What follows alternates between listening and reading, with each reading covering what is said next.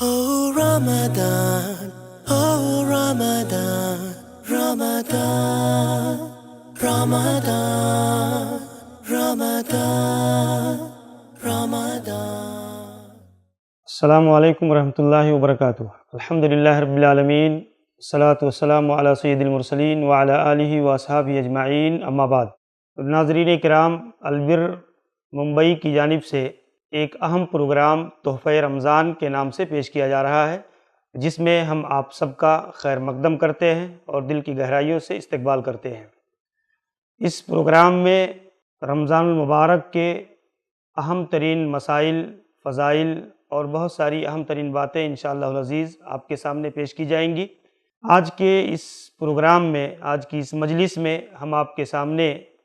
جو باتیں لینے جا رہے ہیں وہ ہے کہ ہم رمضان کا استقبال کیسے کریں۔ رمضان المبارک کا یہ بابرکت مہینہ چند دنوں کے بعد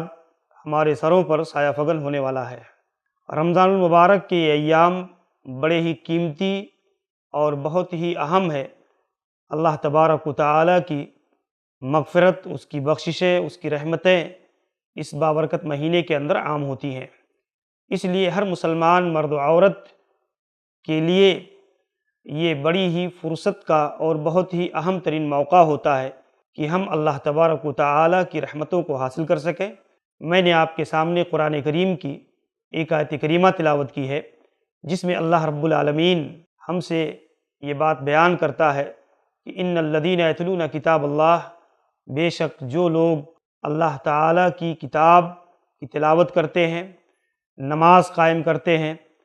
اور جو اللہ تعالیٰ نے انہیں دیا ہے خفیہ طور پر اور علانیہ طور پر اس کو خرچ کرتے ہیں، وہ ایسی تجارت کے امیدوار ہیں جس میں کوئی گھاٹا نہیں ہے۔ تو اللہ تبارک و تعالیٰ نے اس آیت کے اندر قرآن کریم کی تلاوت، اس کا اہتمام، نماز کا اہتمام اور اسی طریقے سے صدقات و خیرات کے دینے کو اللہ تعالیٰ نے ایک تجارت قرار دیا ہے۔ یعنی ہم اور آپ گویا نیکیوں کی تجارت کر رہے ہیں، اور اس طریقے سے ایک بندے مومن ایسی تجارت کے اندر گویا اس کے ذریعہ سے لگتا ہے کہ جس میں کوئی گھاٹا، کوئی نقصان نہیں ہے۔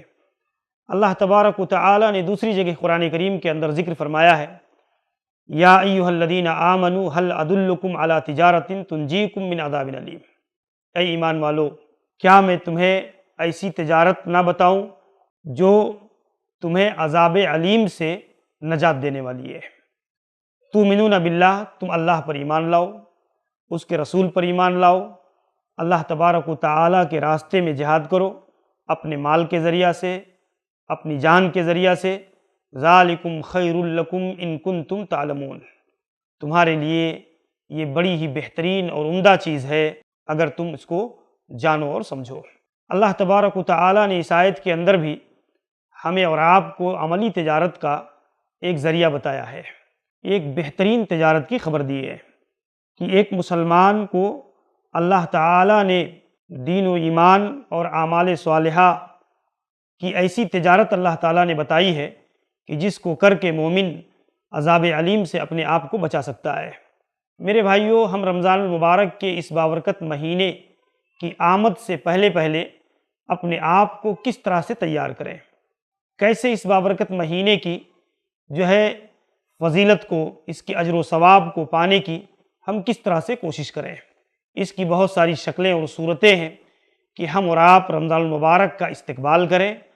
اس کے لیے اپنے اوقات کو فارغ کریں اور اپنی مشغولیتوں کو سمیٹیں، اور اس طریقے سے ہم رمضان المبارک کے اس بابرکت مہینے کا استقبال کر سکتے ہیں۔ استقبال کے باب میں ہم اور آپ سب سے بنیادی اور پہلی چیز یہ جانیں کہ اگر ہمارے ذہنوں میں ہم یہ تصور قائم کر لیں کہ رمضان المبارک کا جو یہ مہینہ ہے یہ چند دنوں کا مہینہ ہے، اور یہ مہینہ جتنی تیزی کے ساتھ داخل ہوتا ہے اتنی ہی تیزی کے ساتھ یہ مہینہ ہم سے رخصت بھی ہو جائے گا، اس کی بنیاد پر اگر ہم ان اوقات کی قدر و قیمت کو پہچانیں اور اس کی حیثیت کو جان کر کے اپنے آپ کو اللہ کی عبادت میں، نماز میں، نوافل میں، ذکر میں، تلاوت میں اپنے آپ کو اگر مشغول کریں تو اس بابرکت مہینے کے اندر ہم زیادہ سے زیادہ اجر و ثواب کما سکتے ہیں، اپنے گناہوں کی معافی اور بخشش کا بہترین ذریعہ ہم ان اوقات کو بنا سکتے ہیں۔ تو اللہ تبارک و تعالی نے ہمیں جو یہ فرصت کی گھڑیاں عنایت کی ہیں، سب سے پہلی چیز کہ ہم اس کی قدر کریں اور اس کی اہمیت کو پہچانیں۔ صحابہ کرام رضوان اللہ علیہم اجمعین کے یہاں جب کوئی وقت ایسا ہوتا کہ گویا یہ الوداعی وقت ہے اور یہ ایسی گھڑی ہے کہ عنقریب ہم سے رخصت ہو جائے گی، تو صحابہ کرام اس کی بڑی قدر و منزلت کی نگاہ سے اس کو دیکھا کرتے تھے۔ جیسے ہم اور آپ دیکھیں کہ اللہ کے نبی صلی اللہ علیہ وسلم نے ایک بار صحابہ کرام کو نصیحت فرمائی اور آپ نے انہیں بہت ساری چیزوں کی نصیحت کی، اور اس میں اللہ کے نبی صلی اللہ علیہ وسلم کی نصیحت ایسی دل پذیر تھی کہ صحابہ کرام کی آنکھوں سے آنسو بہنے لگے اور اسی طریقے سے ان کے دل جو ہے خوفزدہ ہو گئے۔ تو ایک شخص نے پوچھا کہ اللہ کے نبی، یہ تو آپ کی نصیحت ایسی ہی ہے کأنہا موعدۃ مودع فاوصنا، اللہ کے نبی یہ تو گویا آپ کی الوداعی نصیحت ہے، اس لیے آپ ہمیں کچھ وصیت کرنا چاہتے ہیں؟ تو اللہ کے نبی صلی اللہ علیہ وسلم نے بیان فرمایا، اوصیکم بتقوی اللہ، میں تمہیں اللہ سے ڈرنے کی وصیت کرتا ہوں۔ تو آپ دیکھیں کہ صحابہ کرام اللہ کے نبی صلی اللہ علیہ وسلم کی اس نصیحت کو آخری نصیحت، الوداعی نصیحت سمجھ کر کے صحابہ کرام رضوان اللہ علیہم اجمعین نے اللہ کے نبی صلی اللہ علیہ وسلم سے مطالبہ کیا کہ آپ ہمیں کچھ وصیت کر دیں۔ تو میرے بھائیوں، اس حیثیت سے ہم دیکھتے ہیں ایسے ہی اللہ کے نبی صلی اللہ علیہ وسلم نے خود صحابہ کرام کو اس چیز کا احساس دلایا کہ ایسے اوقات، ایسی ملاقات، ایسی چیزیں کہ جب ہم اور آپ یہ تصور کریں کہ عنقریب یہ ہم سے رخصت ہونے والی ہے، تو اس کی حیثیت، اس کی عظمت، اس کی بزرگی یہ ہماری دلوں کے اندر بڑھ جانی چاہیے۔ اللہ کے نبی صلی اللہ علیہ وسلم نے جب صحابہ کرام سے بیان کیا فَإِنِّي لَا أَدْرِي لَعَلِّي لَا أَلْقَاكُمْ بَعْدَ عَامِ هَذَا، کہ میں شاید اس کے بعد تم سے ملاقات نہیں کر سکوں گا۔ تو خود اللہ کے نبی صلی اللہ علیہ وسلم نے حجۃ الوداع کے موقع پر ایسے الفاظ کے ذریعہ سے، ایسی نصیحتوں کے ذریعہ سے صحابہ کرام کو اس کی اہمیت بتایا۔ اسی طریقے سے آپ صلی اللہ علیہ وسلم صحابہ کرام کو یہ نصیحت فرماتے تھے۔ آپ نے فرمایا اذا قمت فی صلاتک فصلی صلاۃ مؤدع، کہ جب تم نماز پڑھو تو تمہاری نماز ایسی ہو کہ جیسے تم زندگی کی الوداعی نماز پڑھ رہے ہو، ایسی نماز کہ جس کے بعد شاید تمہیں اب موقع نہیں ملے گا نماز پڑھنے کے لیے۔ تو اس کی بنیاد پر میرے بھائیوں، فرصت کے لمحات اور ایسی قدر و منزلت کی گھڑیاں جب ان کی آمد ہو، جب یہ ہمیں میسر ہو، تو اس کی قدر و قیمت اور اس کی حیثیت کو پہچاننا چاہیے۔ رمضان المبارک کی آمد کی مناسبت سے ہم اگر یہ تصور قائم کریں کہ پتہ نہیں پھر اس رمضان کے بعد ہمیں دوبارہ موقع مل سکے گا یا نہیں مل سکے گا، ہم اس دنیا میں باقی رہیں گے یا نہیں رہیں گے، ہماری صحت و تندرستی قائم رہے گی یا نہیں رہے گی، تو ہمارے دلوں کے اندر یہ احساس پیدا ہوگا کہ ہم اس کے لیے اپنا سب کچھ نچھاور کر دیں اور اس طریقے سے اپنے آپ کو فارغ کر کے اپنے اوقات کو مرتب کر لیں اور لگا لیں اپنے آپ کو کہ اس طرح سے رمضان المبارک کے اس بابرکت مہینے کے اجر و ثواب کو حاصل کرنے کے لیے اپنے آپ کو وقف کر دیں۔ اسی طریقے سے میرے بھائیوں، رمضان المبارک کے بابرکت مہینے کی جب آمد ہوتی تو نبی کریم جناب محمد الرسول اللہ صلی اللہ علیہ وسلم صحابہ کرام کو ترغیب دیتے، بشارت دیتے، اس کے آمد کی خوشخبری دیتے، اور اللہ کے نبی صلی اللہ علیہ وسلم صحابہ کرام کو یہ تلقین فرماتے کہ یہ رمضان المبارک کا بابرکت مہینہ آنے والا ہے۔ جیسا کہ حضرت ابو ہریرہ رضی اللہ عنہ بیان کرتے ہیں کہ اللہ کے نبی صلی اللہ علیہ وسلم نے فرمایا، اللہ کے نبی نے ذکر کیا ماہ رمضان المبارک کا، یبشر اصحابہ، اپنے صحابہ کو اللہ کے نبی صلی اللہ علیہ وسلم نے بشارت دیتے ہوئے فرمایا قد جاءکم رمضان، یہ رمضان کا بابرکت مہینہ تمہارے پاس آ رہا ہے۔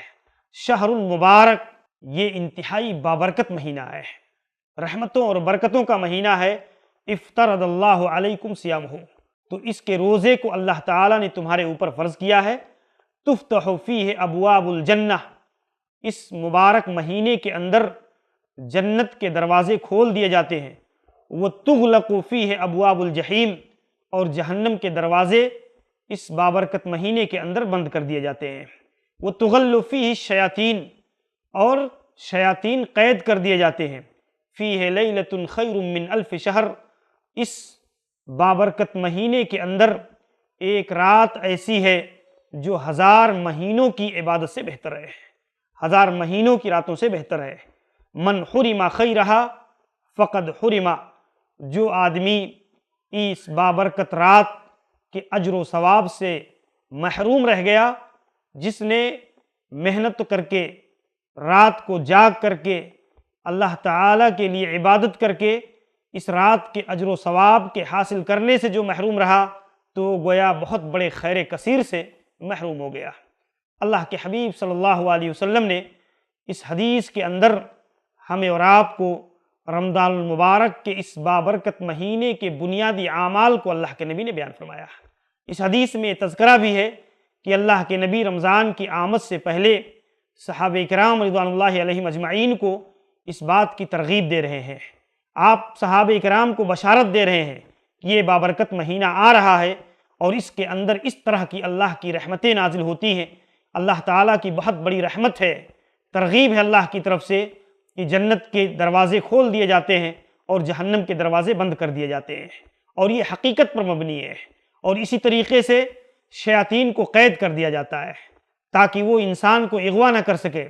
گمراہ نہ کر سکے، اور معصیت اور گناہوں کا جو نفس کے اندر ہمارا نفس امارہ جو اس بات کی طرف آمادہ کرتی ہے شیطان کے ساتھ مل کر کے، وہ کمزور پڑ جائے اور انسان اپنے آپ کو پوری طرح سے اللہ تعالیٰ کی عبادت اور بندگی کی طرف مائل کر سکے۔ تو میرے بھائیوں، اس حیثیت سے اللہ کے حبیب صلی اللہ علیہ وسلم نے ہمیں اور آپ کو یہ ترغیب دی ہے کہ ہم اس بابرکت مہینے کی آمد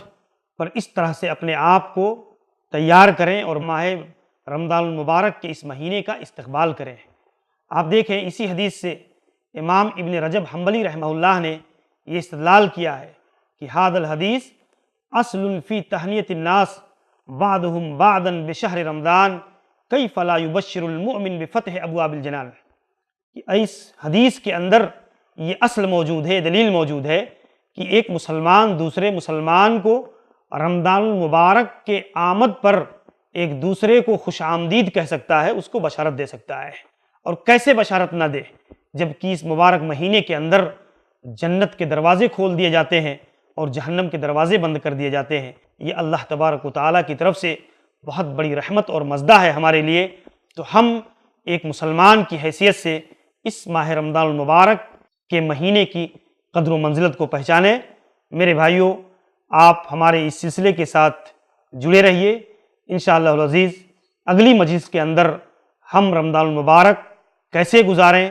اس کا استقبال کیسے کریں، مزید گفتگو انشاءاللہ اگلی مجلس کے اندر کریں گے۔ السلام علیکم ورحمۃ اللہ وبرکاتہ۔ Oh Ramadan, oh Ramadan, Ramadan, Ramadan.